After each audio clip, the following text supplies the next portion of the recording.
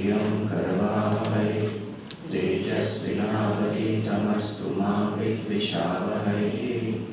ॐ शान्ति शान्ति शान्ति। ॐ गुरुर्ब्रह्मा गुरुर्विष्णु गुरुर्देवो महेश्वरः गुरुः साक्षात् परब्रह्म तस्मै श्री गुरवे नमः। समस्त जन कल्याणे निरतं करुणामयं नमामि चिन्मयं देवं सद्गुरुं ब्रह्मविद्वरम्। ॐ पार्थाय प्रतिबोधितां भगवता व्यासेन ग्रथितां पुराणमुनिना मध्ये महाभारतम् अद्वैतामृतवर्षिणीं भगवतीं अष्टादशाध्यायिनीं त्वामनुसन्दधामि भगवद्गीते भवद्वेषिणीं। नमोऽस्तु ते व्यासविशालबुद्धे वृन्दारविन्दायतपत्रनेत्र येन त्वया भारतदैलपूर्णः प्रज्वालितो ज्ञानमयप्रदीपः प्रपन्नपारिजाताय स्तोत्रवेत्रैकपाणये ज्ञानमुद्राय कृष्णाय गीतामृतदुहे नमः। सर्वोपनिषदो गावो दोग्धा गोपालनन्दनः पार्थो वत्सः सुधीर्भोक्ता दुग्धं गीतामृतं महत्। वसुदेवसुतं देवं कंसचाणूरमर्दनं देवकी परमानन्दं कृष्णं वन्दे जगद्गुरुं। भीष्मद्रोणतटा जयद्रथजला गान्धारनीलोत्पला शल्यग्राहवती कृपेण वहनी कर्णेन वेलाकुला। अश्वत्थामविकर्णघोरमकरा दुर्योधनावर्तिनी सोत्तीर्णा खलु पाण्डवैर्रणनदी कैवर्तकः केशवः। पाराशर्यवचः सरोजममलम्। We have to do this verse repeatedly. पाराशर्यवचः सरोजममलम् गीतार्थगन्धोत्कटम् नानाख्यानककेसरं हरिकथा सम्बोधनाबोधितम् लोके सज्जनषट्पदैरहरहः पेपीयमानं मुदा भूयाद्भारतपङ्कजं कलिमलै प्रध्वंसि नः श्रेयसे।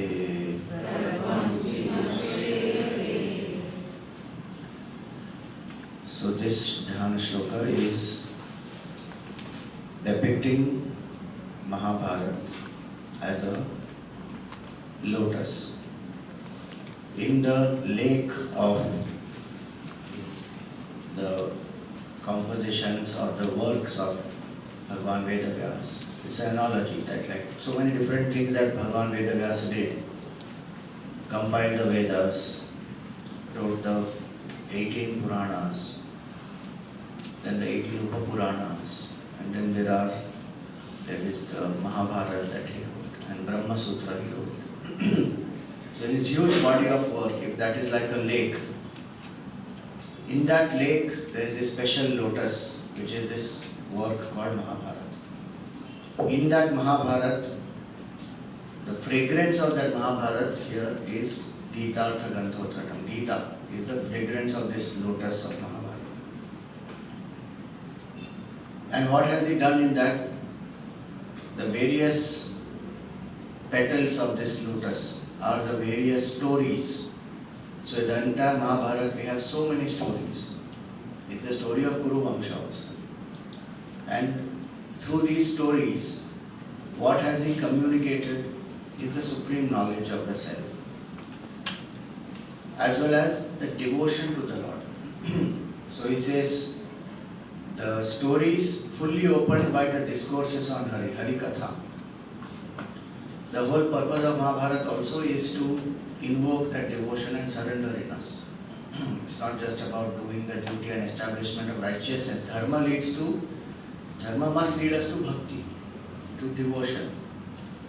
So, who are the people who are enjoying this? The honey bees are called as the seekers. They joyously drink the nectar of this lotus. So these honey bees, they have 6 Shatpada, they are called. In this Shatpada is the word. So they have 6 feet. Symbolically, a seeker also has 5 senses and 1 mind. And through that we receive knowledge. So the idea here is that each seeker is like a bee who is trying to sip the nectar. Gurudev used to give a very nice analogy.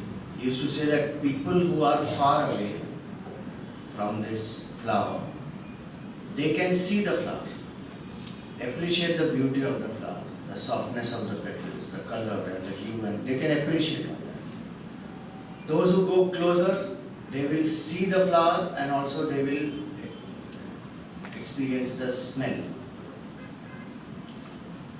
But the bee not only sees, experiences the smell, but the bee goes and sits onto the flower and then sips the nectar. So in that way, there are people who, from far, they look at spiritual scriptures. They say, okay, it's a nice thing to know, information. Then there are people who try to understand and apply now and then. But then there are seekers who are studying the scriptures, understanding it and trying to live moment by moment. They are the people who benefit the most. So he says that may day by day this lotus of Mahabharata bring us this beautiful knowledge. What will that knowledge do? Kalimala Pradvamsa, the impurities of the age of Kali. So all the greed, the passion and so many impurities, anger, jealousy, all these, the Kalimala, and the biggest is the ego. Kalimala Pradvamsa. May this devotion to the Lord, may the knowledge that we gain through the Mahabharata, through the Bhagavad Gita, destroy this Kalimala in us. So this is the 7th Dhyana Shloka. Now last time we have done 6 laws of karma. So what you have to do is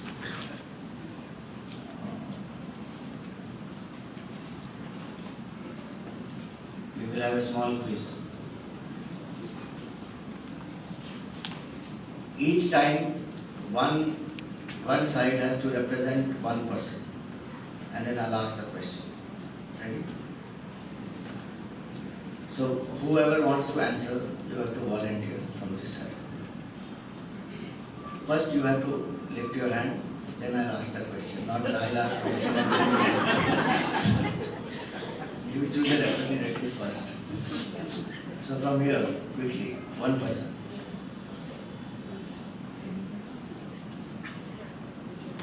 Fatafat. Don't worry. If you don't choose, I have to choose. Any one person. Especially those who attended. Those who didn't attend also should volunteer because you're supposed to actually go through. You'll go sit there. One person, come on. You'll answer from this side? Yeah. Okay. So tell us what is the definition of karma? The equation of karma, sorry. Karma is worship, intention and body, mind, intellect. BMI plus worship plus intention. Okay, 90% correct. In that, there is one small little fine tuning you have to do. Action done with BMI Action done with BMI. plus intention plus Doership. doership. That is karma. Okay. One round of applause for it. From this side. Yes, he had raised his hands. Okay. So tell us the third law of karma. Third law and listed here is we no attachment to inaction. No. Third law of karma. The 6 laws we read, no, in that only. 1, 2, 3, 4, 6 which were listed. Wonderful. So the results are governed by time and personal laws. Excellent. One round of applause for that. This side. Fatafat. Neetaji, you had raised the hand last time. As I had said very clearly that after I ask question you can't. Okay, we summarize quickly now, otherwise we lose time. So what are the 6 laws of karma? First law. Action done with BMI plus intention plus doership is the equation of karma. In that there is one more part. First law is what? For happiness. Okay, that is also there. One more part. Every action will produce result. Second law. Results are nothing but action in different form. Third law, time, results are governed by time and cost. Fourth law, doer of the action is the experiencer of the result. Fifth one, every action produces 2 results, visible and invisible. And last one, motive of the action determines the merit of the action. Now in that the last one we saw, the motive of the action determines the merit of the action. So the selfish motive binds and the selfless motive liberates. So the need for in the chapter that you see, the lesson that we see in the course, these 6 laws are not given. The Karma Yoga is introduced straight away. So we thought that let us understand the need for Karma Yoga properly before we go into the Karma Yoga aspect. So the need for Karma Yoga is this, that the more action I do with selfish intentions, and when we say selfish, it doesn't mean that I never do anything to take care of myself or my duties. By selfish intention, it only means that a person is so obsessed with I, the ego, that person is not even sensitive to the people around, things around, and wants the boosting of the ego. When the ego boosting is what is the main motive, that I must be appreciated, I must be praised, or I am successful, and that sense when that comes, then those actions which are done, that can be sometimes even detrimental to one's own health, one's own well-being, and even people around. Because that it is born out of ego, it is not born out of love, it is not born out of a higher vision, it is not born out of a sense of oneness. Those actions are the selfless actions, which are born out of genuine love, genuine service attitude, genuine intention to give one's best. And it is possible to live like that, with these attitudes. It's not that if we are selfless, then we will not be able to live in the world.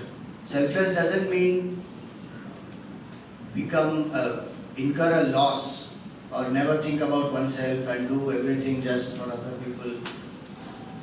One has to take care of oneself, do what needs to be done, keep oneself fit, trim, all that one has to do. Happy, healthy, all that one needs to do.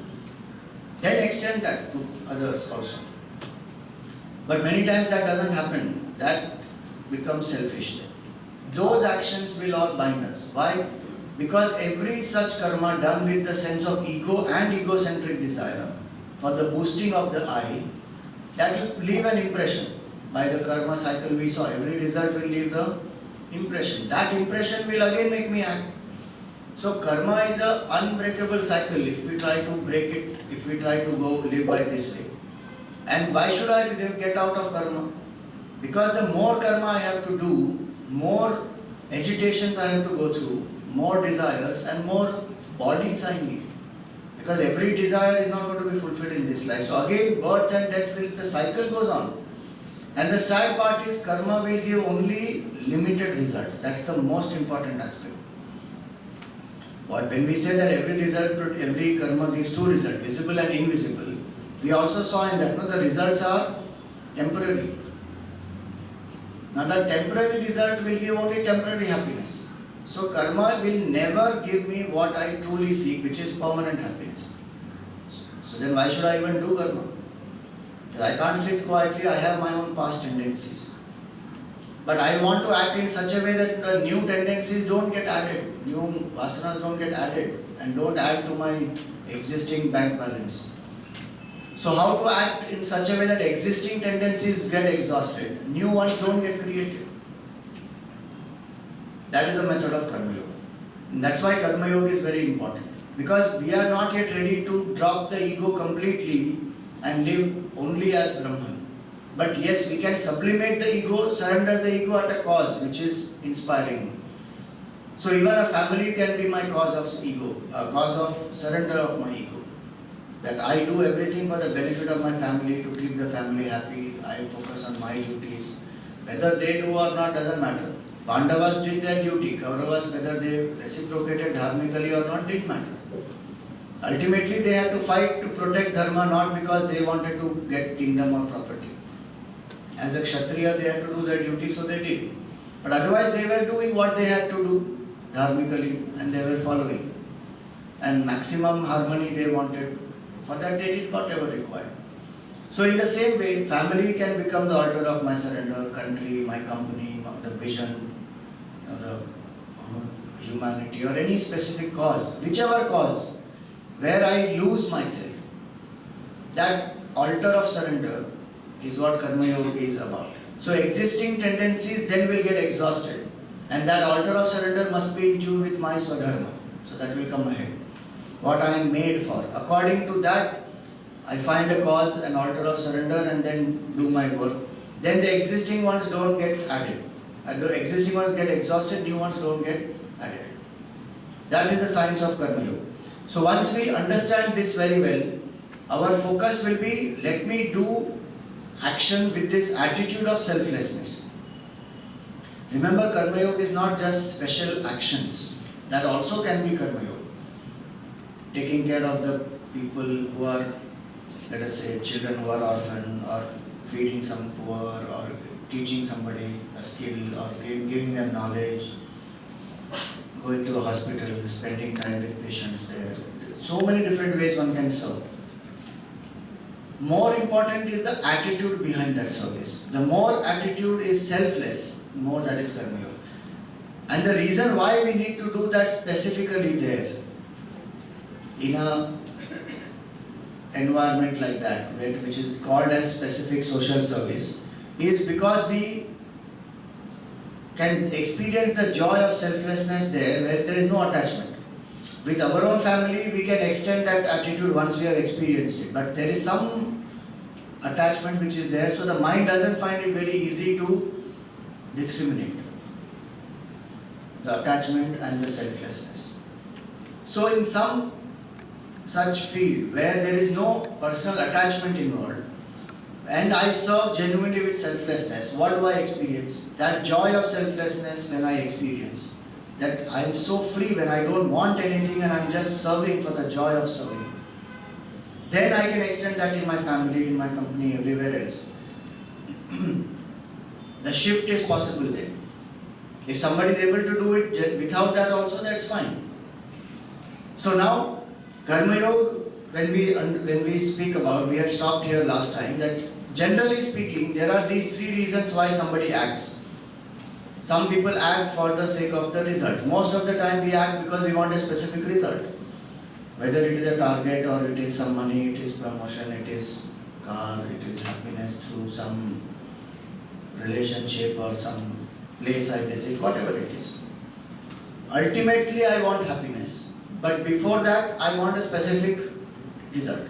So one is we act because of the result. Second is we act because of the result of the result. What is that result going to give me? That result is going to give me name, fame, glory, pleasure, ultimately it will give me happiness. With all that I will be happy. So that is my main motivation to act. And because of that, my self-worth also goes up or comes down. I feel good when I achieve something and I feel lesser when I don't achieve what I have to achieve. Now this is very common and this will happen to everyone. And there's nothing wrong about this, but we have to understand the limitations of this also. That when I act for the result alone, the entire focus is gone on to the result. And the dependent on my attachment to the result will be my anxiety, worry, tension, stress, all that. No doubt results give, it's like a goal which I want to achieve. So they bring focus, they bring channelizing of the energies, and they bring a certain urgency also. That you know that by this time you have to achieve this result. So then the energy will get focused and we work properly. Otherwise we tend to become lazy, lethargic. So it has a relevance, there is no doubt in that. But if my focus is only the result, Gita doesn't say don't expect a result and work. Expect the result and work hard. But if the focus is only the result, or what I am going to get through the result, so the mind is brooding on that, then the potential of the person manifests very less. And also it happens that anxiety, stress, all that starts.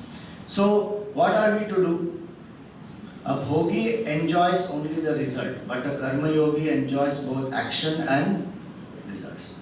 We expect a particular action and work hard, but enjoy the process also.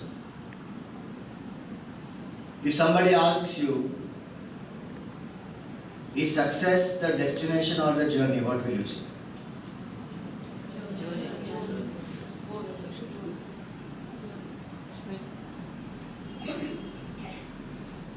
So how many for destination, success is a destination or happiness is a destination? And how many for it's a journey? So if you don't get destination, it's okay.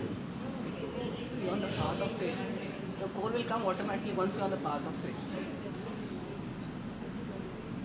Success is both the journey and the destination. Happiness is both the journey and the destination. Very, very important. If we say it is only the destination, then I don't focus on the journey at all. I just miss out. It's like I want to reach from here to Delhi.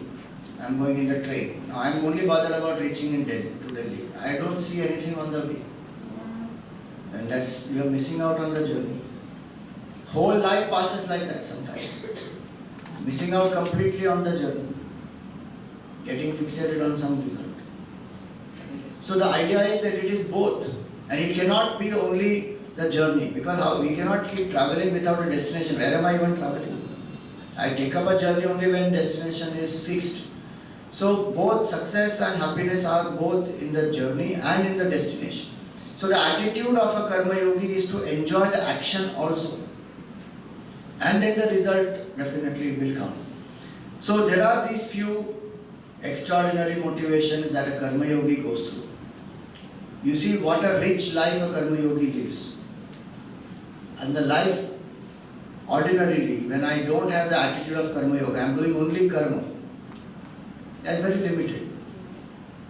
So the karma yogi's motivation comes from, first of all, doing the karma itself, as opposed to laziness. Sometimes it takes a lot of time even to understand this one point. Because laziness is so comfortable. And the joy of doing exercise is more than the joy of sleeping. But to understand that, to live that, sometimes that takes so much time. Because at the moment when I need to wake up, at that time what happens? Laziness is more joyful at that time. Procrastination, naturally. Just one pushes. So the joy of doing karma, that yes, I will do my duty. So many people find the joy only in not doing karma. Just think about it. We wait for what? Weekend, no? When the new year is there, we have to do the planning just one month before or even on the New Year's Eve. When the calendar comes, what do we see first? How many holidays? How many long weekends? When can I run from this place? Especially people in Mumbai are waiting for getting out of Mumbai. So the mind always, I'm not saying don't do that, but I'm saying the mind always waits for that. But the Karma Yogi waits for action. He is ready to do action, happy to do action. So the joy of what must be done without likes and dislikes. In this second chapter, the 38th verse beautifully describes that. Let's chant. Sukha dukkhe same kritva labha labhau jaya jayau tato yuddhaya yujyasva naivam papam avapsyasi.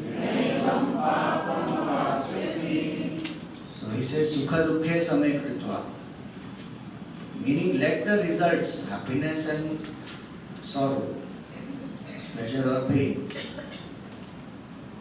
gain or loss, labha labha, victory or failure, jaya jaya, same kritva, make them equal, meaning don't work only for the result.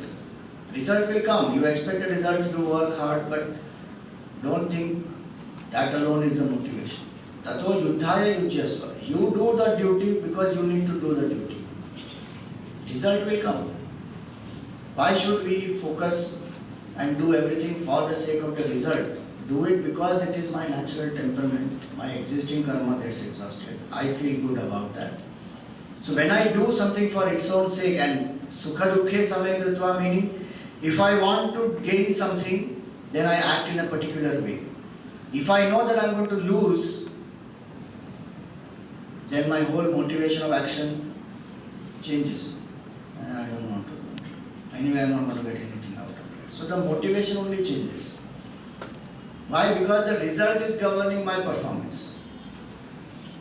Karma Yogi says, no, whatever is the result, what I need to do, I will do my best. Over. See, variation in efforts can happen intelligently depending on what is the circumstance, that is not denied. But the motivation for action, which is the duty, if my duty goes up and down based on success or failure, then that is not correct. Meaning what? A student, the duty of a student is what? To study. The duty of a professional is to work. The duty of the homemaker is to take care of the home. So there is a duty for everyone. Now, if somebody appreciates, then I feel more encouraged, then I do the duty better. If somebody doesn't appreciate, I don't do the duty better. So then that is, my performance of the duty is dependent on what? The result and the result of that result. Whether somebody praises me or doesn't praise me, if this is my duty, I am going to do it. If I go for morning exercise and I every day do it, and I lose 5 kilos also, but when I go to a party, nobody says that, hey, you lost weight. And next day morning I say, what? Why should I even get up? Or what? Not even my own family members recognize. This is called Ghor Kali Yuga.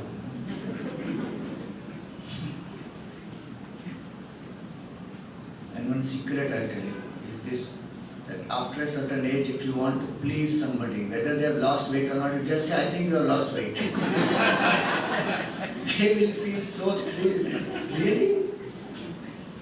Because losing weight is such a tough thing. You know, it is easier, just as a pun, it is easier to get out of attachment, but it is very difficult to lose abdominal fat. It doesn't go. So So anyway, the point is that I do my duty for the sake of duty. Without that, performance should not fluctuate because somebody praised me, somebody didn't praise me. If I get something, if I'm rewarded, I'm given promotion and I'm given whatever. I do my duty because I need to do it. Full stop. That's the freedom. You see, what is the beauty in this is I am free. And I act because it is my duty. So without likes and dislikes, that is a mind mastery one has got there. Tato yuddhaya yujyasva. Hence the Gita's beautiful line is yuddhaya yujyasva. Work for the sake of work. Love for the sake of love. Exercise for the sake of exercise. Result will anyway come. But when I do it with this attitude, I am so free and nobody can bind me. I am having that intrinsic motivation after that. I don't have to depend on external motivation. Just imagine if I love for the sake of love. Can anybody make me miserable? I loved him so much, Swamiji, but he did not even praise me even little once also. And he never remembers my birthday. So then, I'm not going to love him anymore. So our mind, Prahlad says something very nice when Narsimha Avatar happens and Bhagavan is so angry that this Hiranyakashipu is torturing his own devotee and Bhagavan takes a form, he comes and then he kills the Hiranyakashipu, the demon. And he is seething in anger there. And Prahlad, he is not afraid of the God. All the Devatas are scared. So they said, how to make this Bhagavan Shant? We are very, very scared. So they tell Lakshmi ji, you go near him. He says, no, he is my husband, but I have never seen him in this kind of a form. I am not going. Then they say, okay. This Prahlad will tell him to go. So they say, you go. Prahlad goes fearlessly to Bhagavan. And he prostrates to Bhagavan. And Bhagavan takes him, puts him in his lap. And he is so happy, he becomes quiet. The devotees come to him. So then he is stroking the head of Prahlad and he is saying, Bhagavan actually tells him, I am so sorry I came late. And because of me you had to go through so much of torture. Please ask me, what do you want? You know what Prahlad says? Bhagavan, if I ask you something, then it is business. I love you because I love you, full stop. I don't need anything from you. He says, no, but you still give me, you still ask something. So he says, okay Bhagavan, if you want me to ask for your joy, I will ask. Please bless me that no desire arises in my mind anymore henceforth. I don't need any desire only. Let desire only not arise in the mind. What a blessing that is. If desire only doesn't arise, why will desire not arise? That means Vasana is gone. Vasana is gone, why? That means Brahma Gyan is there. One person has become one with Bhagavan. That's it. No more desire should arise in my mind. That person, that is called love. Where the love is for the sake of love. A mother loves the child for the sake of love or not. But the moment the mother starts expecting that the child will do this, respond this way, do this for me, and gone. Then agitation starts, attachment is there, expectation is there. So much of fight happens. So love for the sake of love is spiritual life. Exercise for the sake of exercise, where I fall in love with that and I do it because it has to be done. Bhagavan here is telling, Tato yuddhaya yujyasva. If you do this duty, because you are a Kshatriya, you fight the war. You fight for the sake of fighting the war, not because you want the land or property, because anyway you didn't want that. Not because you want to be successful and prove other people wrong. No, it is your duty to do it, so you are doing it. Then what will happen? Naivam papam avapsyasi. You will not be agitated. Papa here means that, agitation of the mind. Papa here also means the negative tendency, not a negative tendency, a new impression, a new vasana. That will not get created because you are fighting not because you want to gain something special, because it's your duty, you are in that field, you are a Kshatriya, so you do the duty. So that is the third aspect, that a person who acts is so free, the person acts for the love of that, not for something else. The fourth joy is the joy of a high goal. Just because I have to work for the sake of work, does it mean that I will not set any goal in my life? Chalo, work for the sake of work, get up in the morning, okay, now I have to do this, so keep doing. No, no. It's not that Karma Yogi doesn't have a goal. Karma Yogi has a specific goal. Did Krishna have a goal or not? Mahabharata, he had a goal, no? He has to protect dharma. And he did it. So, it is not Karma Yogi should not have a goal. He will have a goal. But that goal is only a means to channelize the energy. There is so much more which is the source of his or her motivation. So this 49th verse is what speaks about that. We will take that soon. Is this one. In this video it's a Gurudev chant, so we'll chant it together.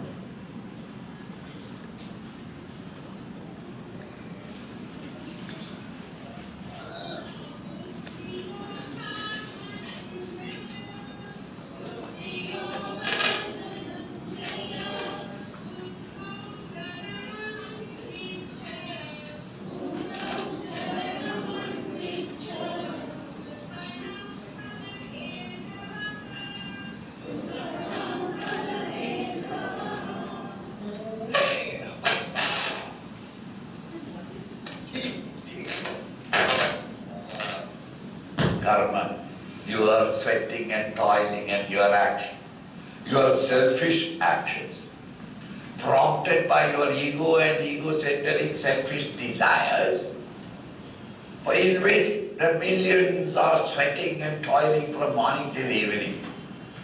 That karma, it is only prompted by instincts and impulses. It is like animals suffering or running about. It is pure labor. It is not the man of achievement. Mere laborers. Durena, by far lesser, is this unnecessary sweating and toiling in the world outside, complaining of the tension, stress and strain of life. That is not work. Work is inspired work,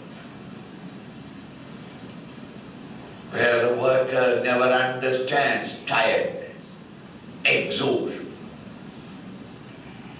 The joy of that work itself replenishes the true worker. Durena hyavaram karma, buddhi yoga dhananjaya. Hey Arjuna, please understand.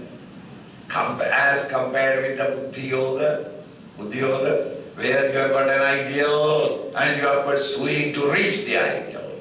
It's an inspired enthusiasm with which you are living. That the joy of true work is any day nobler than all the amount of buckets of sweat and toil that you bring out of you. Exhaustion and fatigue you bring about physical, that is only labor. That is not work. Durena Buddhau Sharanam Advecha. My dear boy, work in the world outside. Who said no? But Buddhau Sharanam Advecha. Maintain your ideal and work on in the world. And when you are maintaining an ideal, let not the ideal be a small ideal. Say that $1 million I want. If the moment I earn 1 million, I have retired. Eh? Because you may get it. Thereafterwards in life you are dead. You have nothing to do. Never. Keep the goal highest. So high that you will never reach. Swami, why should I keep an ideal which I cannot reach? Reaching the ideal is not the goal. Striving to reach it, that is the moment when you grow. Once you reach your goal, your ideal, everything is ended. Then afterwards you have to inquire how to die decently. Because you have finished. Everything has been done. Never should you reach the goal. Keep the goal high. Don't say there is an impractical method. No. Because reaching the goal is not the goal. Striving to reach there is the goal. Try to reach out to the goal. You grow day by day, week by week.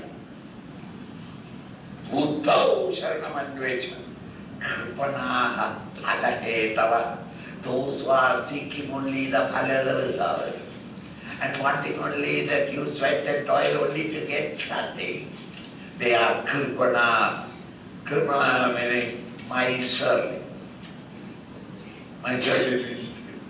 Miser is a guy who has got the money in his pocket, but he doesn't want to, even though very hungry, he doesn't want to eat. He goes in front of the restaurant and smells the various food, because that is free. Why don't you go and eat if you are hungry? Look, it's a new note, $20.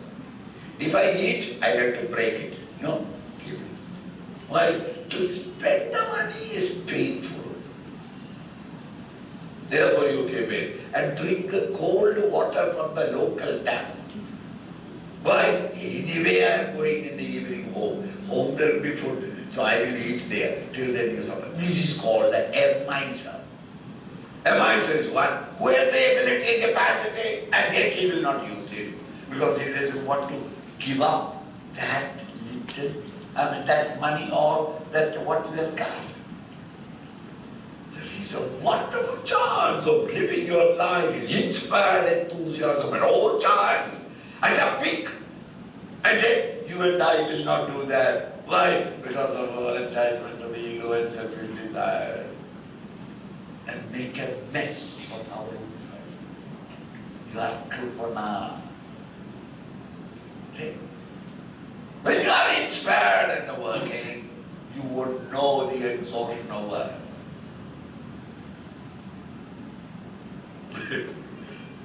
Doctors will have to take ECG to understand whether I am overstrained or not.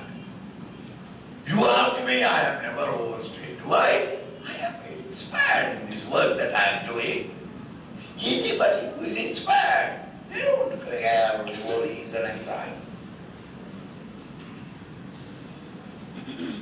In our own homes, when there is a marriage, the ladies work day and night and day with over enthusiasm. And when the marriage is over and the girl has walked away, you find everybody collapsing in wherever they are standing.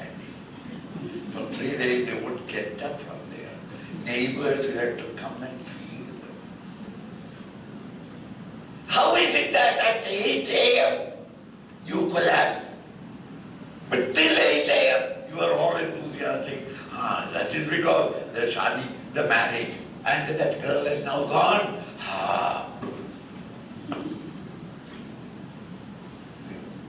Inspired work. You work, but you will not know the exhaustion or the fatigue. Tirelessly you work when you are inspired. Buddhist Jahadi. Come on. So, a few points in this talk, so beautifully he said. Keep a goal so high that you cannot reach. Meaning what? First of all, our goal must be such a goal that it constantly motivates us to be in a mode of striving. Not that you should never reach the goal. Even if you reach the goal, set the next goal. Keep being in a mode of striving. The only goal that we have like that, which will be the highest goal possible, is moksha. Not only it is the highest goal possible, it is also an all-consuming goal.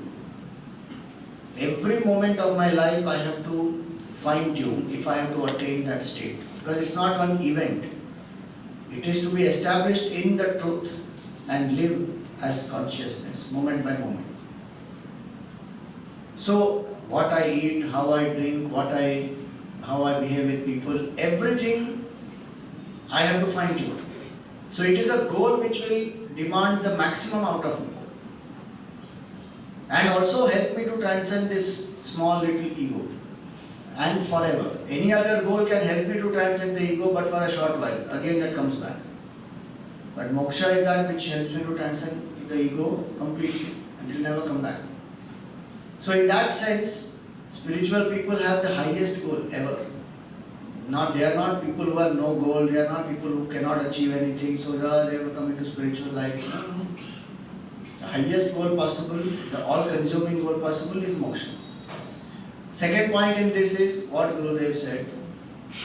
When one is inspired to work, then that person doesn't need any external motivation.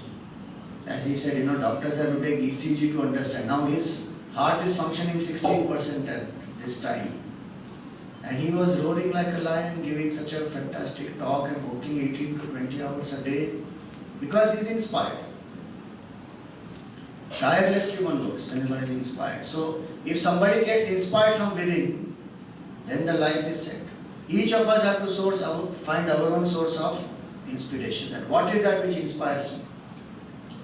Why do I wake up to next morning? And what is it that I look forward to? What is my source of inspiration? And third, he said what the Gita says, miser. Why is a person called miser if the person is aspiring for results?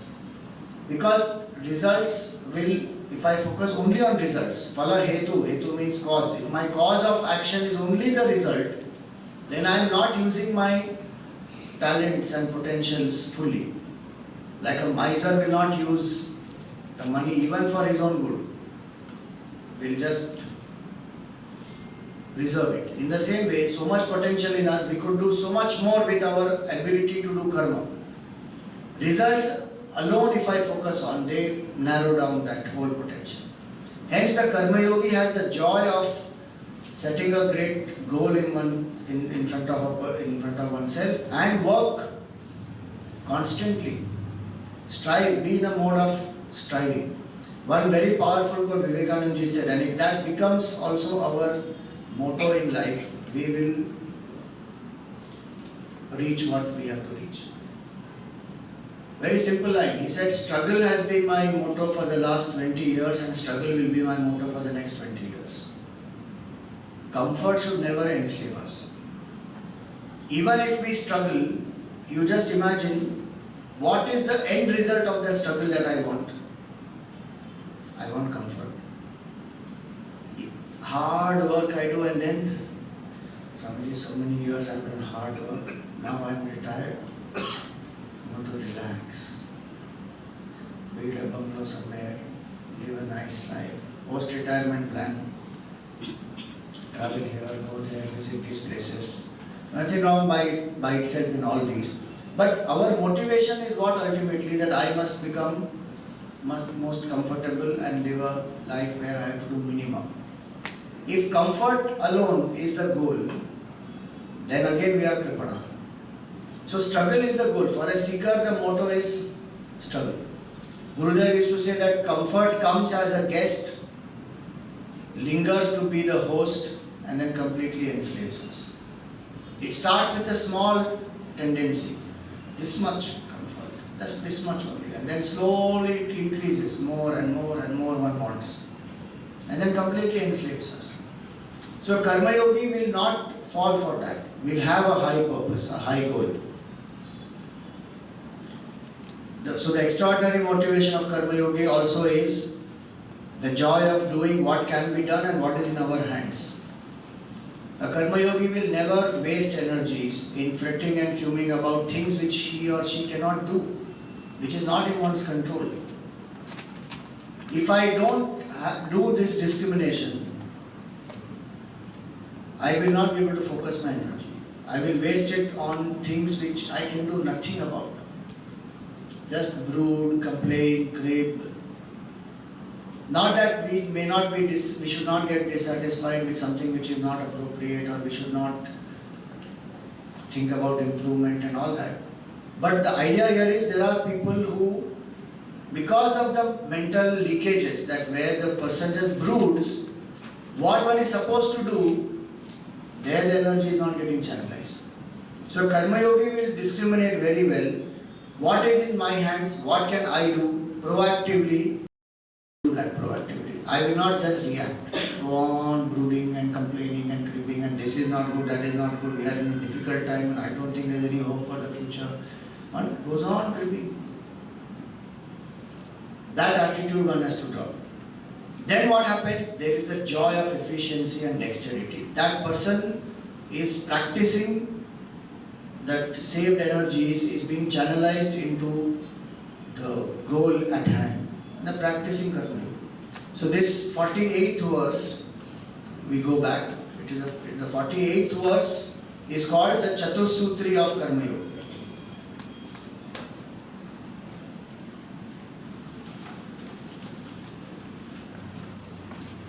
If you want the summary of Karma Yoga, it is in this 47 and 48 of the Gita. 47 we saw last time, Karmanivadikaraste. 48 we see today. Yogastha kuru karmani Sangam tyaktva dhananjaya Siddhya siddhyo samo bhutva Samatvam yoga uchyate. So he says, Yogastha kuru karmani. Established in a higher ideal, you work. Sangam tyaktva dhananjaya. Give up the results, attachment to the result. Act for the joy of the action, act for manifesting potential. There are so many motivations to act. Siddhya siddhyo samo bhutva. And when the results come, be equanimous. We may feel happy, we may feel a little sad, but the balance we have to come back to fast and ultimately not get disturbed. The strength of the mind should be such that the mind doesn't go into extremes of oscillation. Extreme elation, extreme depression, no. Samatvam yoga uchyate. So one definition of yoga is this, samatvam. Equanimity of the mind.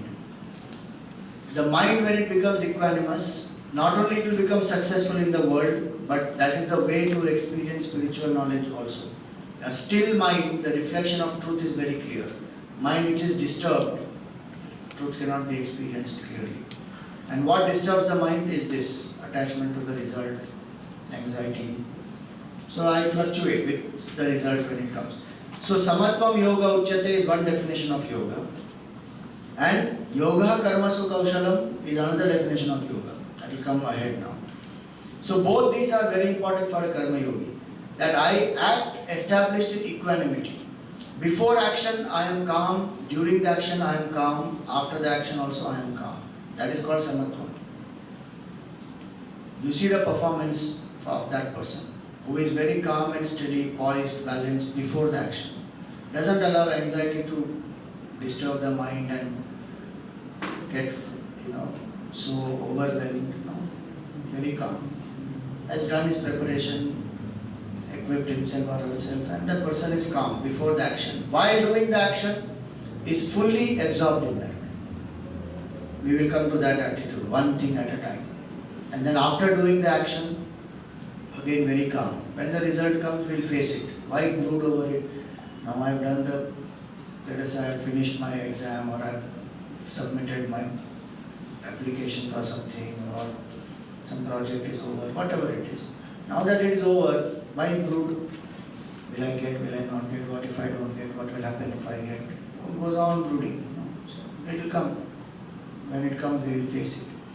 So the person is calm during, person is calm before, person is calm afterward. That is called Samatvam Yoga Uchyate.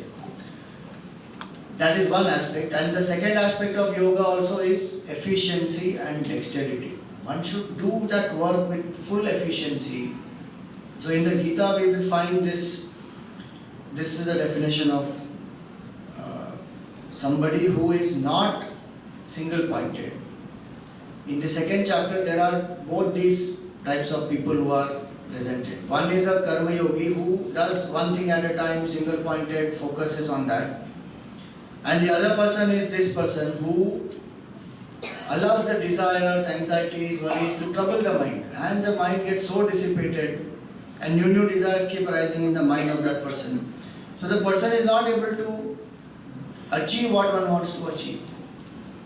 So for 41st one will speak to us about this attitude, where somebody is not a karma yogi and how that person gets disturbed. Vyavasayatmika buddhi ekeha kuru nandana bahushakha hyanantascha buddhayo vyavasayinam.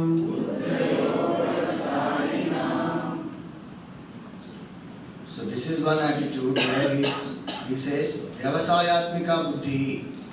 Vyavasayatmika buddhi is a buddhi which is attached to the results. It is only concerned with the result, nothing else is focused on. Ekeha Kurunandana. Sorry. Vyavasayatmika is the buddhi which is integrated. Avyavasayatmika is the disintegrated one. Vyavasayatmika buddhi ekeha is a single pointed entity.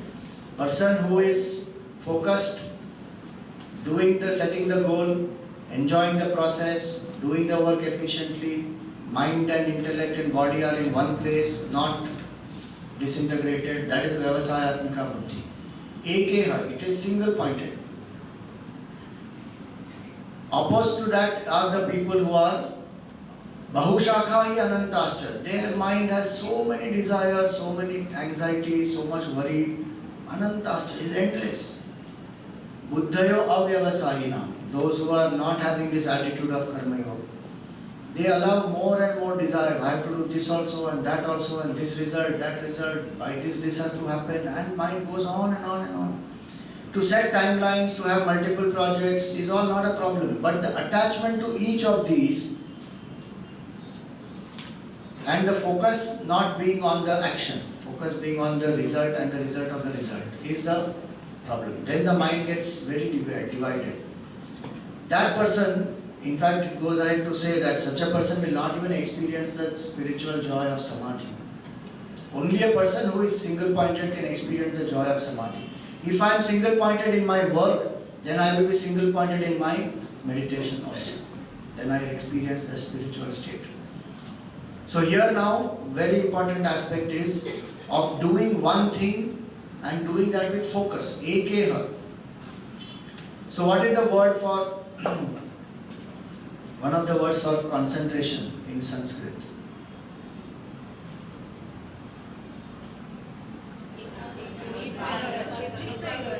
Ekagrata, Ekagra Chitta. Everywhere you see Eka, one, single pointed. So, single pointedness in action, single pointedness in purpose. If these two we achieve, that is Karma Yoga attitude. Single pointedness in purpose does not mean we don't have multiple goals. I may have multiple goals. For example, single pointedness of purpose is that I am here to live as a seeker. My purpose is to live as a seeker to realize the truth. That's a single pointedness of purpose. In that there will be multiple goals. What are these multiple goals? At the physical level, one must be able to live a healthy life, do your exercises, sleep, speech, maintain a balanced lifestyle, physical level. Emotional level, equanimity, samatvam. Intellectual level, learn to surrender the ego to a higher purpose. Like that, I may have, and in that I may have even specific goals that by this time I want to achieve this particular event or this particular goal. It would be like we want to have a bigger center in South Mumbai. So we say, okay, now that's a goal. That's one part of the purpose. That as a sadhak, when we are working hard, working selflessly for the sake of the society, this is one goal we have set, and everyone comes together, achieves that goal. So there can be multiple goals like that. We want to reach out to as many people as we can. So we want to have this, let us say, Chinmay University has been set up. So now admission processes are on and giving knowledge of the basic culture of ours along with the secular knowledge that is there. So now goals are set up in this many 4 courses we have started and this many students we are taking, and the whole process is going on. I'll tell you more about it in one of the sessions properly about Chinmay University and what all we are doing. So there are multiple projects, multiple goals, but there is single pointedness of purpose that here we are to serve the society and through Karma Yoga we have to evolve. That is single pointedness of purpose. And then single pointedness in action is when one project one is working on, that time the mind is fully in that. That time the mind is not thinking left and right about other things and getting dissipated. That is called single pointedness. Eka agra. Eka means one. Agra means tip. So the arrow also is pointed. Tip. So in that way, single pointedness, if I develop doing one thing at a time, that is a great skill. Much better than multitasking. Multitasking may have been praised in the world today, but it is more difficult to do one thing at a time and do it with full attention. Even a small thing like walking, eating, talking, if I learn to do that fully with the whole mind available there, then you see how the person is. So much more energy one conserves, so much more time one saves, because the mind is so sharp and alert, it will grasp things, absorb things very fast. So we will see this, the joy of single pointedness, the thing to do one thing at a time, and the joy of completing the action. A Karma Yogi will never leave something in half, do half-heartedly, somehow complete it, mediocrity. No. You complete the action. If you take up something, you complete it. It must come to its logical end. It's not that many people start also. Even simple thing like reading a book. They start book, but they will not complete it. They'll read so many books. They'll start so many books, and they'll all be half. Same way, so many projects, so many initiatives, and they starts and then somewhere in between loses interest or drops it or half. If one takes up something complete properly. Even this course, all of you have taken up. If the Karma Yoga attitude, with single pointedness, do it properly and then complete it. In between, some people say, "Chhod de, itna bas hai." We take it up, we complete it. That's the spiritual attitude. So this joy of single pointedness and the joy of completing the action, that's the joy for a Karma Yogi. Now we need a volunteer. One from this side, one from this side. One exercise you have to do here. It's a very simple exercise of reading. That's all. Not very complicated. Quickly, come on. Yes. Come. You have to stand here.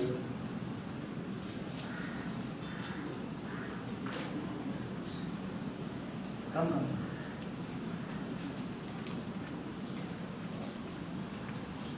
Just to demonstrate a little bit. Yes, here you can stand in front of the screen. And what comes here, you have to just read it out. One by one. Yeah?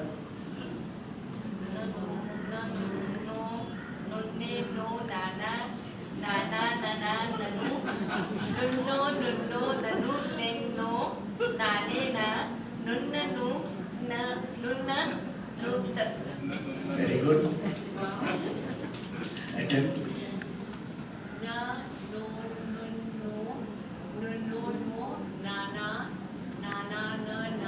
Very good.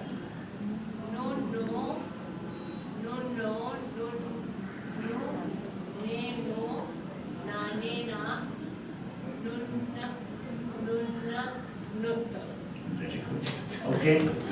Good attempt. All of you together. Read. What is there?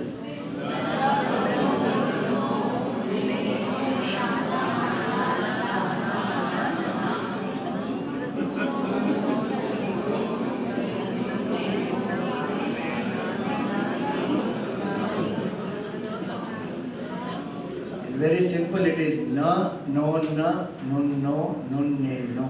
You want to chant it in a meter, you will remember it better. Na, no, na, nun, no, nun, ne, no. Na, na, na, na, na, na, na, no. Nun, no, nun, no, na, nun, ne, no.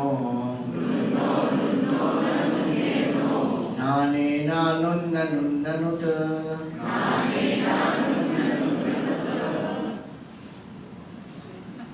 Do you think this has any meaning or it is just a tongue twister?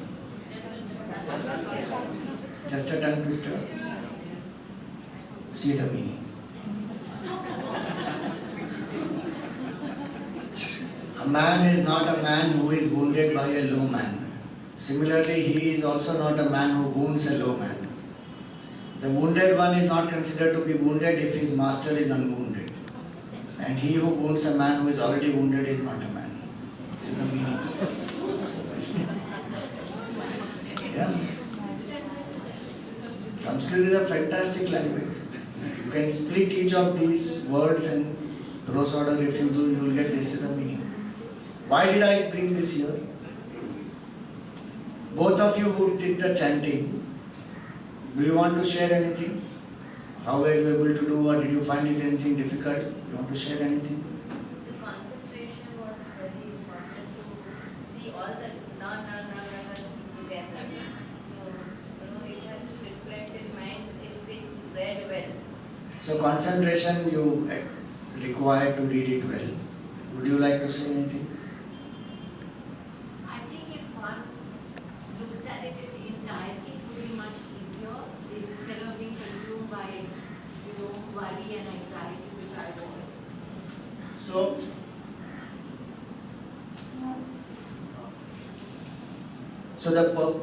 Both of you actually, if you observe, you were able to say the second line more better. Yeah. You get familiar with the Exactly. You became familiar with it.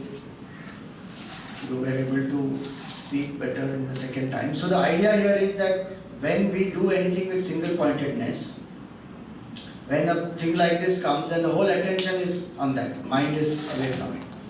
So when a person is doing anything with single pointedness, the more the single pointedness happens, the more easier it becomes to do the action. In the beginning, the moment one sees that, what is the reaction? What is this? I don't know what is this. So the mind takes some time to tune itself. But the moment the mind tunes up, it gets certain confidence and it starts. So one is the skill part. Of course, as one reads more Sanskrit, then the skill also is fatafat one is able to read. But the other is the mindset, the attitude. The more integrated the person is, that is called Vyavasaya Atmika. More single pointed the person is, more efficient the person will become. Okay, so one more. One from that side and one anyone, general. It won't be Sanskrit now, it is English. Yes, come. So 3 ladies have come so far. So some man has to come now. Come on. Would you like to try? Come.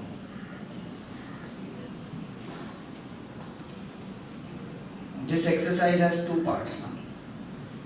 Come.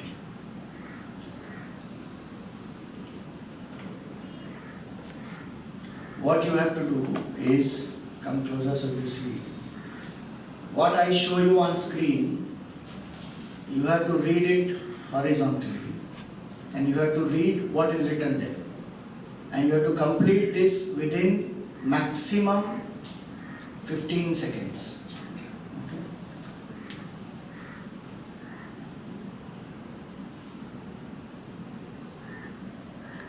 Your time starts now. Read.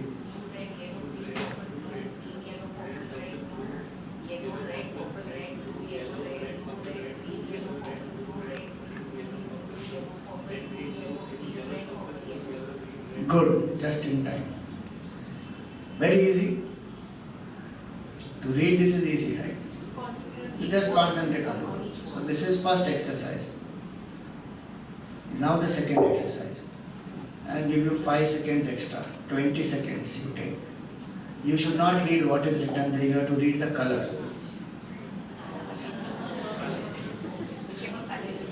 Not whichever color. Instead of saying blue, the blue is written in red color, no? So read red. Instead of reading red, you have to say purple. Instead of reading purple, yellow. Instead of saying yellow, you read blue. So you do one by one, not together. And you'll have 20 seconds to do. Your time starts now. Red, purple, blue, yellow, green, yellow, blue, red, green, blue, yellow. No. You are reading this way? You said horizontal. Horizontal. Purple, Okay, continue. purple, green, green, yellow, red, purple, yellow, green, purple, blue, red, green, purple, yellow, red, purple, green, blue, red, purple, blue, yellow, green, red. Good. So you took 15 seconds more. Mentally, how was it? More challenging? You had to put more effort in this? Okay, your time starts now. Red, purple, blue, yellow, green, yellow, blue, red, green, yellow, blue, purple, green, green, yellow, red, white, purple, yellow, green, purple, blue, red, green, purple, yellow, red, purple, green, blue, red, purple, blue, yellow, green, red. Okay, good. So you have taken again 15 seconds more. See why this happened? Because the mind is seeing something, it has to process and then read something else. So wherever the disintegration happens, there will be more time and energy which will go. So the idea is to understand this part. Thank you. Well done. Gautam. So the idea is, if I understand this in my personality, if my mind and intellect are in one place, body, mind, intellect. Here the senses are seeing something, mind has to process something else, and then understand the correct one and then speak it out. So there, in here if it has to be done only in 15 seconds, then you imagine the amount of stress. Right now we said, okay, you exceeded the time by 15 seconds more, you did it comfortably. But the same thing if you have to do in 15 seconds, how much stress the mind will go through? And we'll make a lot of mistakes or not. That is what happens when we live in the world in a disintegrated way. Mind is somewhere, intellect is somewhere, troubled by anxiety, worry, in action the full attention is not there. We will end up making a lot of mistakes. So this is the state of disintegration. Even if that person achieves success, there will be unhappiness inside, there will be stress and worries. The person may have vision, the person may have ambitions and goals and work hard also. But the action will be inefficient. Why? Because body, mind, intellect are all scattered. That is called avyavasayatmika buddhi. It's not single pointed. The mind is troubled by attachments, the intellect is anxious for the results, the body has no control on the senses.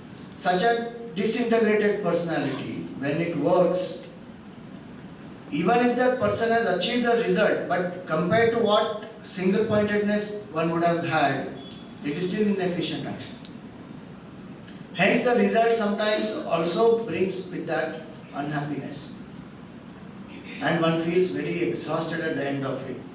So the personality, instead of feeling rejuvenated, a karma yogi will feel rejuvenated. Like you see Gurudev, inspired to work. Physical tiredness is there, one can just rest it out, it is over. But mentally one is not exhausted, beaten up. So many times it happens where we say, Bas ab bahut ho gaya, I don't want to do anything for some time. But the mind has got so stressed. One of the main causes for stress will be this disintegration of the personality. Body, mind, intellect are not single pointed in purpose, not single pointed in action, dissipate. Integration is this. Full thing will come in alignment. Vision, values, ambition, goal, integrated BMI, efficient action, result plus happiness. That is called Vyavasayatmika Buddhi, aka Gurunandana, is one single pointed. So if I want to live a life like that, a Karma Yogi lives constantly in that attitude, that I have full focus to keep my BMI in one place. Emotionally, does the work engage me? Intellectually, does the work challenge me? And at the sensory level, do I have control that I focus fully on my work? If a person comes to that state, that is the state of a yogi, then you act in the world outside. Achieve dynamically. And actually speaking, that yogi will achieve much more than other people. Just look at what Vivekananda did, 8 years time. 9 years time. 1893 World Parliament of Religions he spoke, 11 September. And then 1902 he took Samadhi. 9 years time. But the person established Ramakrishna Mission today more than 100 years old. What foundation that institution has, just in 9 years he established so many things. So much service it is doing today. In those times when you don't even have all these communication facilities, he established a global institution. In his own times, America also and India also and so many other places. 9 years time. Why? Because the level of inspiration is high, energy is high and is fully channelized, Yukta Purusha, nothing for selfish reasons. Support of the people is also there. And he achieved. Same way, you see, Jesus must have taught for how many years? Few years. Bible was written 200 years after Jesus. And Christianity is such a big institution. That's a different matter, that church and all that, they have a different power. But the person, the individual, he spoke only to fishermen. Galilee, fishermen of Galilee. Buddha, he trained 500 monks. He never went out of India, but Buddhism has gone everywhere. These monks went. And his attitude was not that with some ambition he did anything to establish Buddhism as the biggest force. No. He felt inspired that this knowledge has transformed me, gave it to people and kept on growing. So a person who has that sense of single pointedness, inspiration, that person actually goes on to achieve so much more. So Karma Yoga attitude is meant to liberate us from our own shackles and limitations and inefficiencies and disintegration. That is the attitude. So to do one thing at a time, anything less than one is simply irresponsible. Today's age, multitasking, they have proved 3 hours of multitasking is equal to 1 hour of focus. Documented research.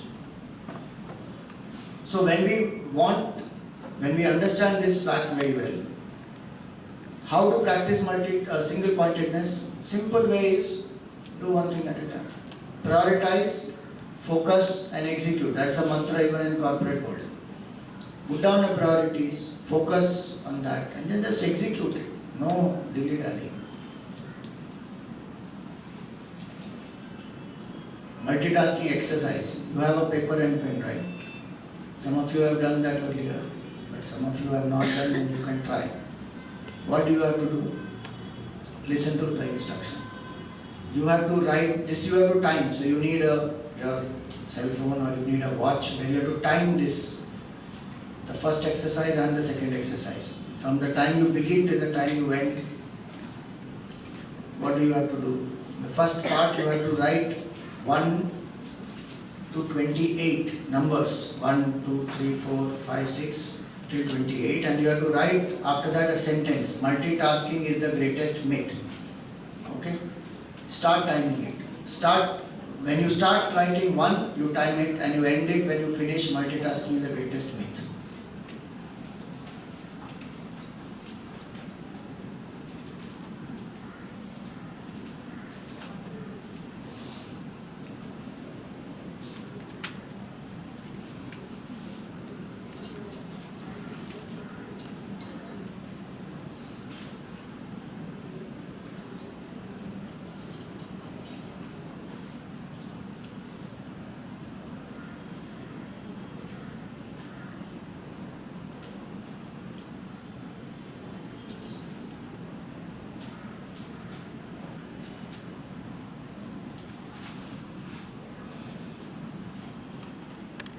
Minutes,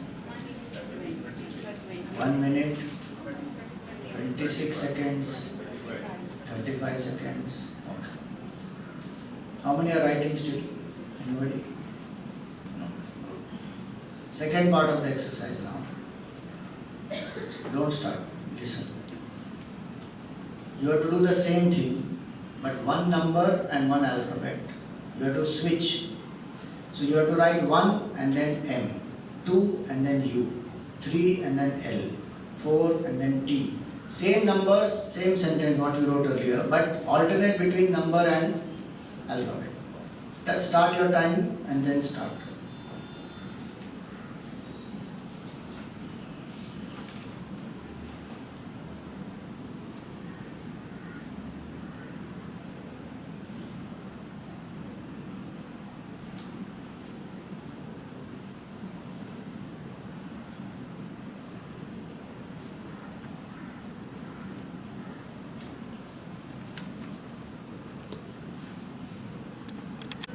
How much time? Double?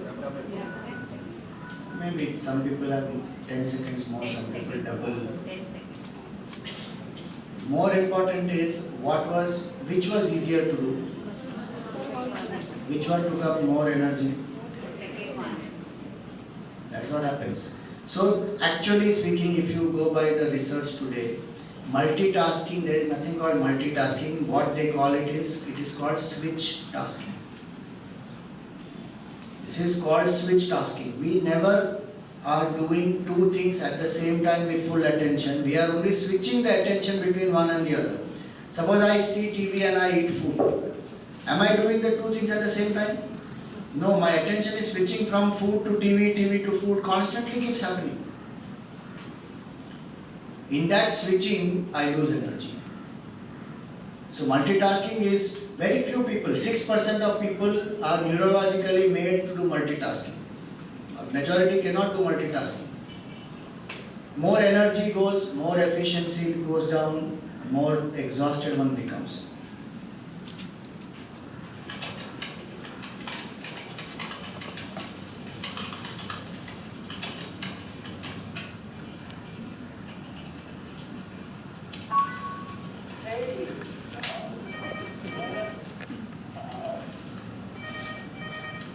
Neighbor company. Oh, no, this is Pat. Your invoice number,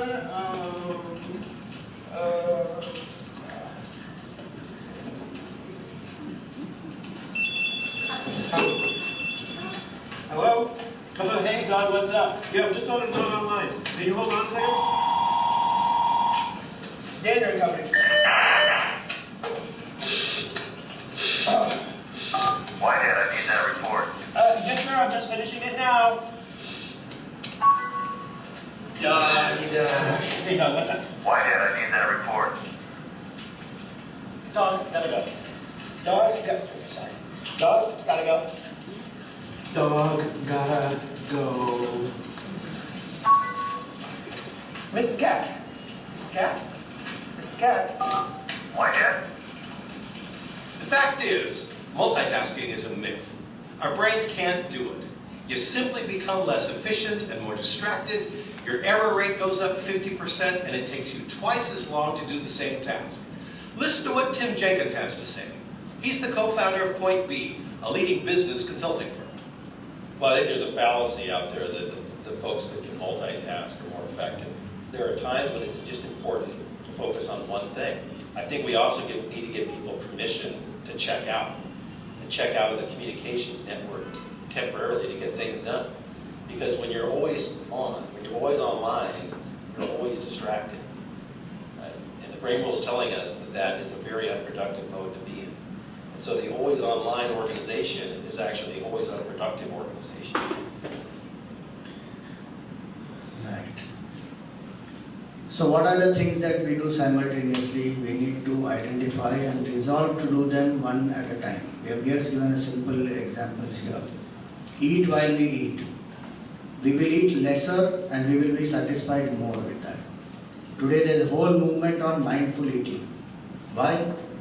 Because when we are not focused, we are distracted by seeing something, then our mind, our body doesn't register what we call a satiety point, that it feels full. So we eat more. We also indulge in binge eating because of that. Because the mind is not focused on that. So the sensation is not there properly. So eat while we eat. We will eat lesser also, mind will, body will lose weight also. Distractions, please no distractions while driving. It's so important. Just even this much, that the phone rings and the attention goes there, accident happens. You don't even have to lift it. And unfortunately, this one thing is today we are absolutely careless about. People talk on the phone and drive and put on the Bluetooth. Why is that so important? Is my life and somebody's life not more important? Why can't 1 hour or 2 hours, even if I'm driving somewhere, why can't that be that, okay, I don't focus on that. If required, stop the car somewhere every 20 minutes and then check the phone. Why allow the mind to be so distracted that constantly I have to be on phone and talking and then driving? That's very dangerous. You see on Facebook so many videos which are there. Few seconds, just the person just saw the phone came, the SMS came, the person just turned to pick it up and see who it is, gone. Knocked out somebody on the road or gets knocked out by some vehicle. So it's very sad, but one is not even bothered. One feels that, okay, it happened to somebody, it won't happen to me. Very dangerous. Exercise with attention. See, there is one part of research which says that music is that which is processed by the brain in a different part. So that part which is required to focus on other work is not the part which is being used to process music. So you can carry on music and work together. That is one part of research which may be true from neurological standpoint. But from Vedic standpoint, we say that the mind is one. Brain may have 2 different areas, but mind is only one. And the mind is divided. So the mind, we have to learn to keep the mind in one place, then we should try to focus in the present fully. So while I am walking or doing jogging or anything, focus on the body, focus on the breath. If required, only if required, use music or chanting or anything else. But otherwise, if I focus properly on the body and the breath, I will be able to do much more and much better. Stop notifications on the computer. On this exercise, sometimes what happens is, if you have music, you're a little more focused, but sometimes what happens, you're walking, your thoughts also flying around with you, as you walk or you're running. So sometimes it might be even just better hearing the music. That's why I'm saying, if I'm able to focus on the body and the walking and the breath, and my mind won't wander. Mind needs something to focus on. If I focus on the breathing, focus on the walking, focus on the speed, focus on feeling what you are feeling because of the air that you are going against, there is lots that one can focus on. But sometimes it is not interesting enough or entertaining enough to the mind, so the mind wanders everywhere, and then I use the music for that. So better than wandering is of course music. Better than that will be focus on the body, focus on the breath. That way. Stop notifications on the computer and phone, especially when we are doing something urgent or something very important. Because too much, while I am writing something, some SMS comes, some WhatsApp comes, some email comes. And today the life is becoming more and more conducive to distractions. Earlier WhatsApp was only on phone. So you have to keep checking that. And if you are doing something on computer, then you have to keep checking on phone. So you keep doing that. And many times, because you are focused on computer, you on phone, you don't see it. So at least for some time you are focused. Now, WhatsApp is on phone, computer also. Now I don't even have to bother there. So everything will come on the computer. When I am sitting to do work, all the things, WhatsApp window also will be on, FB window will be on, and email also is on. One can put off the notifications and just do one thing. That's up to us. Observe modern fasting. What is modern fasting? If you can, then on Ekadashi day, Amavasya day, Purnima day, no technology usage. Instead of no cereal, don't use technology.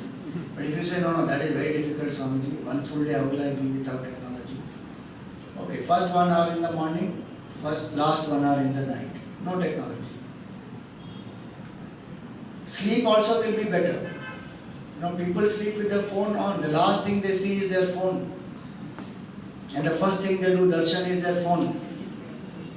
Earlier we used to do Tulsi darshan, Bhagwan darshan, now phone darshan. Don't read and browse on the pot, please. Not a very hygienic place. Finish and come out fast. We don't have libraries there. Naturally, the work becomes excellent. Excellent work shall produce excellent results. We cheat ourselves from our successes by our unintelligent dissipation of the mind in our over-anxiety for the fruits thereof. Krishna is giving a tip to Arjuna. Here is a wonderful field for you to achieve. And in achieving, do your journey. Fight out the battle. Let every arrow go and hit the point that you want to hit. Don't worry about the future. Don't evaluate that their army is larger than our army. Believe it. Don't dissipate and distract your mind. Keep your mind calm and serene. Your anxiety must be excellent. Is the goal. Learn to work thus with your mind where your hands are working. We don't do it. We work with our hand, our mind is wandering all over. So the hand that is working is a mindless hand. The mindless hand cannot afford to expect any great results. Think. Keep your mind where your hands are functioning. Be here now and that. We are never here. We are everywhere but not here.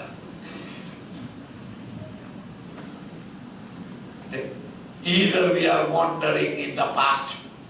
I should not have done it. I don't know why I did it. Or you are in the future. Will I get the result, etc. You are never here and now.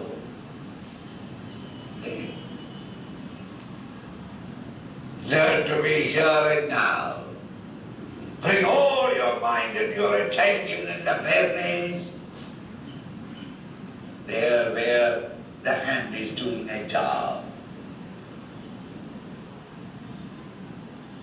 The performance will become excellent. Excellent performance will always give you excellent results.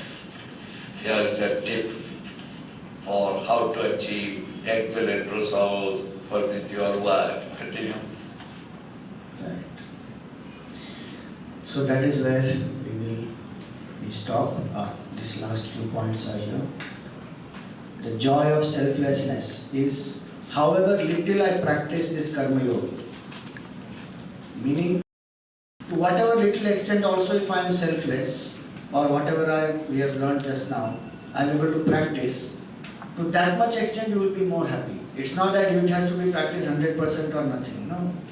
Swalpam apyasya dharmasya trayate mahato bhayat. Even smallest little I practice, like in the whole talk today, if you just learn to practice one thing at a time, do one thing at a time, you will see the joy. Or focus on, let us say, the duty and do it for its own sake. And you focus on that, you will experience the joy. The joy of no loss of effort. There is no loss of effort or any negative karma that will come. In other karmas, there are things, this is called pratyavaya dosha. So if a farmer sows the seed but forgets to put water, it will die. That's called loss of effort. Or there can be a negative consequence also. So suppose I don't eat, let us say I don't finish the antibiotics course, then what will happen? It can have a negative consequence. in Karma Yoga. So karma can have negative consequence. Even some of the rituals which are done, when they are not done properly, there is an error, then there is a negative karma which can come. But Karma Yoga has no such loss of effort. How much ever is done, that much will give result. And no negative karma will ever come out of that. So the joy of doing something for the benefit of all because of selflessness, and the joy of acceptance and equanimity, what we saw earlier, that siddhya siddhyo samo bhutva, equanimously accept all the results. There is such a joy in equanimity. Excitement of elation and sadness of depression is one thing, but the beauty of equanimity is completely different. And ultimately it is the joy of improving oneself, evolving oneself. The mind becomes calmer and calmer because existing vasanas will get exhausted and nothing new will get created. That person is such a dynamic person. Not restless, not insecure, very dynamic, keeps exhausting the existing karma. Nothing new will happen, new will get created. So these are the joys of a karma yogi, and the person is very detached. This is called detachment in work, where I don't attach my self-worth to my work. No matter what I achieve, success or failure, that is related to the event, to the project, that is not me. If I detach my self-worth from my self-work, from my work, my confidence will never go down. I will always remain strong. Our confidence goes down because if I achieve something, I feel I am good. If I don't achieve something, I feel I am bad, or I am a failure, I am weak, I am miserable. Why should my confidence and self-esteem depend on things and results?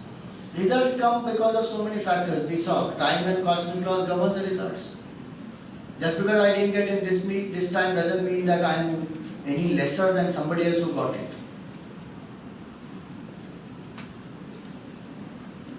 Sometimes two teams, when they play very well, both have played so well, but on that particular day, for some reason, that one team wins. One match was there between Africa and I think Australia or somebody. 400 runs they hit. South Africa and one more team, I don't know. Australia. 400 runs they hit in that one day match, and this other team managed to win. But both played so excellently that day. So the person who understands this part will not attach worth to work. The joy is in the work. So with this, our lesson number 4 in the Gita course is over. So you can take your evaluation for lesson number 4. We have exceeded our time today, but I just need 2 more minutes of your time, because after this we don't have class for 2 weeks. So, all of you, I am sure, are inspired by the Gita. So you are doing this course also. Our youngsters from Chinmay Yuva Kendra have come up with a play on the Gita. It is called Just Like That. We have been doing it in different parts of the city. Now it is for the first time happening in South Mumbai on 22nd April, Saturday, 6:30 to 9:30. This is a pamphlet for that. I'm just going to play a small promo of it so that you know what is in it, and please do come.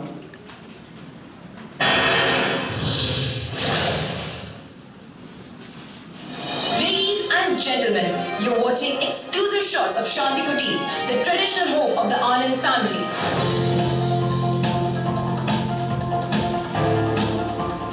Dekhna, one day I'll become the leading stand-up comedian in the country, and that day you will report my journey in your channel.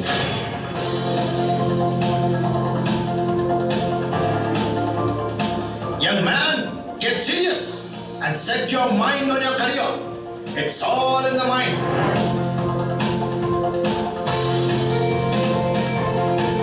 Seriously, mommy, stop wasting your time in all this puja part. In this house, even God will get stressed.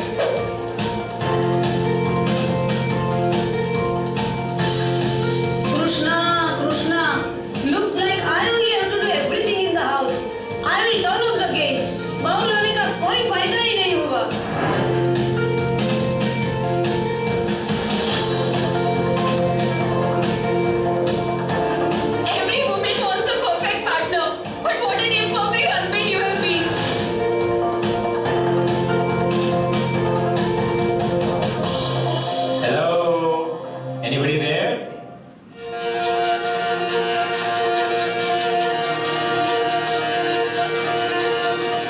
इसमें action है, comedy है, drama है।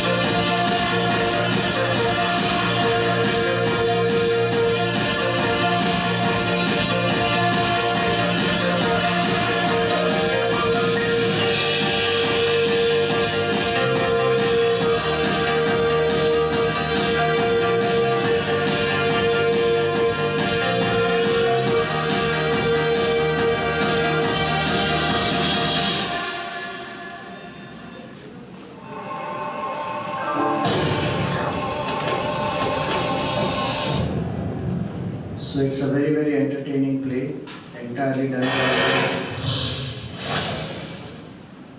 by our youth wing. So when you come for the play, there are donor passes for the play. Please bring your family members, friends. If anybody you want to introduce them to spirituality or the Gita, this is the best method to do. Yesterday we had the play in Borivali, in the Raspi Auditorium.